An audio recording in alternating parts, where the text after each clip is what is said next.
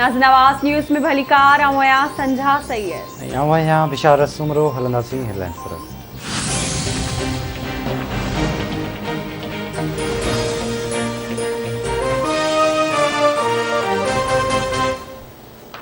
खुदा के वास्ते हमारे सूबे के साथ नाइंसाफी ना की जाए और ये जुबान इस्तेमाल ना की जाए जो मेरे सिंध के शहरों को तकसीम करे, जो सिंध काट कहलाती है। फिर हम कहेंगे मरसू मरसू सिंध न देसू, ओचू तीसू सिंध न देसू, हैमू तीसू सिंध न देसू। कौमी असम्बली में बजट ते बहस PPMA ने कादिर पटेल जी हुकूमत ते तनकीद हुकूमत दावा पई करे त अवाम जी खरीदारी कुवत में बात थी आहे। 2 करोड़ अवाम गुरबत जी लकीर खां हेठ जिंदगी घारे रहियो आहे। कंहिंखे कुछ नथो मिले त सिंध ते चढ़ाई कनि था। PPMA ने कादिर पटेल जो कौमी असम्बली में खिताब चवे तो हर कोई मोहम्मद बिन कासिम थियण जे चक्कर में लॻो पियो आहे। ख़ुदा जे वास्ते सिंध सां नाइंसाफ़ी न कयो, मसला हल नथा थियनि त हुकूमत खे घर वञणु घुर्जे।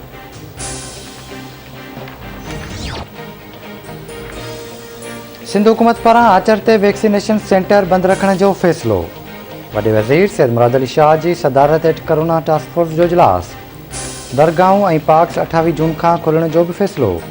मुराद अली शाह चवे थो कसाइनो जा 7 लाख डोज़ 23 जून ताईं मिली वेंदा। वैक्सीन घटि हुअण सबबि वैक्सीनेशन सेंटर आचर ॾियारे ते बंदि रहंदो। Will you allow the American government to have CIA here in Pakistan to conduct cross-border counter-terrorism missions against Al-Qaeda, ISIS or the Taliban? Absolutely not. There's no way we're going to Seriously? allow any bases, any sort of action from Pakistani territory into Afghanistan. Absolutely not. वज़ीर आज़म इमरान खान जो America के अफगानिस्तान में कार्रवाई लाइ हवाई अड्डा ॾियण खां इनकार। अफगानिस्तान में एक्शन लाइ पाकिस्तानी ज़मीन इस्तेमाल करण जी इजाज़त न ॾींदासीं। इहो मुमकिन ई न आहे त असां अमेरिका के अफगानिस्तान में एक्शन लाइ पाकिस्तानी अड्डा ॾियूं। वज़ीर आज़म इमरान खान जो अमेरिकी TV खे इंटरव्यू चवे थो पाकिस्तान CCI खे हवाई अड्डा इस्तेमाल करण जी इजाज़त न ॾींदो।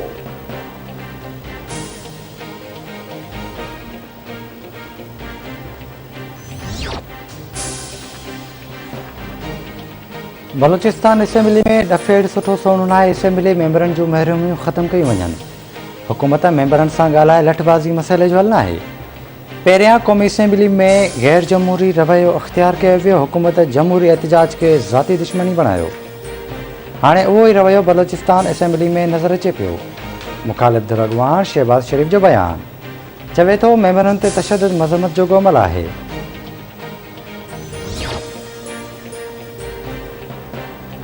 मुल्क में कोरोना वायरस जा हाञा जारी। वायरस वधीक 27 मरीज़नि जूं हयातियूं गिड़काए वियो। फौतुनि जो अंग वधी 21,940 थी वियो।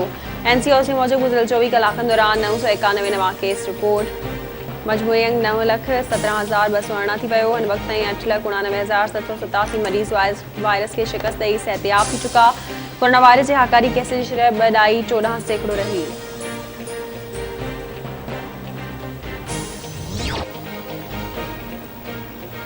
ACP अॻुवान सैयद ज़ैन शाह अदालत पहुची गिरफ़्तारी पेश करे छॾी।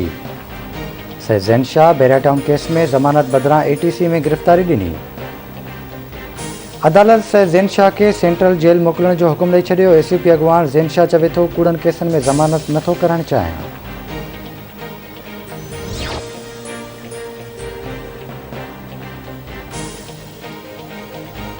कराची के मुख्तलिफ़ इलाइक़नि में फायरिंग जे वाक़िअनि में 4 ॼणा मारिजी विया। नीपा पुल वटि फायरिंग में लाड़काणे वासी काशिफ महर मारिजी वियो। क्लिफ्टन ऐं लियारी में 2 ॼणनि जा लाश हथ। बनारस पठान कॉलोनी में फायरिंग 1 ॼणो मारिजी वियो। सिंध असेंबली में मुख़ालिफ़ धुर अॻुवान हलीमा अदल शेख चयो आहे त सिंध दुश्मन बजट खे वाइको कयो वेंदो। PP चेयरमैन सिंध सूबे जी तबाही जो जवाबु ॾिए। बिलावल हमाद अज़हर जी तक़रीर खां पहिरियां ई हलियो वियो। सिंध में धाड़ेलनि ऐं चोरनि खे पकड़ण वारो केरु बि नाहे। टनौद में नारी सां जिंसी ॾाढाई जो इंकशाफ थियो आहे। भेण भेणवे हिकु सहाफ़ी समेत 4 ॼणनि ते केस दाख़िल कयो वियो। 1 ॼणो गिरफ़्तार।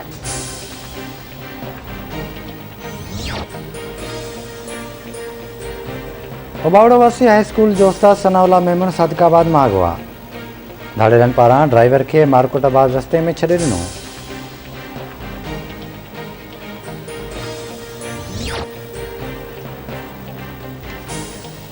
ठुल में सूमर शाह लाड़े वटि मुसाफ़िर वैन कल्टी, हिकु ॼणो फौत, 2 ॼणा ज़ख़्मी, अस्पताल मुंतकिल। खानपुर में बस स्टॉप ते ट्रक ऐं वैन में टक्कर, 4 औरतुनि ऐं 2 ॿारनि समेत 12 ॼणा ज़ख़्मी। घोटकी में माथेलो फाटक भरिसां कलोड़ा फ़कीर जी बिंदरिन में झेड़ो, 2 औरतुनि समेत 5 ॼणा ज़ख़्मी, अस्पताल मुंतकिल। मुतासिर धुर जो जवाबदारनि जी गिरफ़्तारी लाइ एहतजाज। गड़ी खैरो में जमाली ऐं सनानी बिरादरी जे बिंदुरनि में पुलिस जी मौजूदगी में झेड़ो, 5 ॼणा ज़ख़्मी, अस्पताल मुंतकिल। दोदापुर में बुलेदी बिरादरी जे बिंदुरनि में झेड़ो, फायरिंग सबबि 2 ॼणा ज़ख़्मी, ज़ख़्मियुनि में अला रखियो बुलेदी ऐं आरिफ बुलेदी शामिल। करोंडी वेझो ॻोठ मियाँ जी वेरी में लाशारी बिरादरी जे बिंदुरनि में झेड़ो, लठियूं लॻण सबबि 3 औरतुनि समेत 4 ॼणा ज़ख़्मी। ऐं सिंध जे मुख़्तलिफ़ शहरनि में अॼु बरसात जो इम्कान। मौसमियात खाते जो चवणु आहे त कराची, मिठी, थरपारकर ऐं सांगड़ में बरसात जो वसकारो थींदो। जुलाई जे पहिरें हफ़्ते में सावण शुरू थींदो। सावण में माज़ी जी भेट में वधीक बरसात पवण जो इम्कान आहे।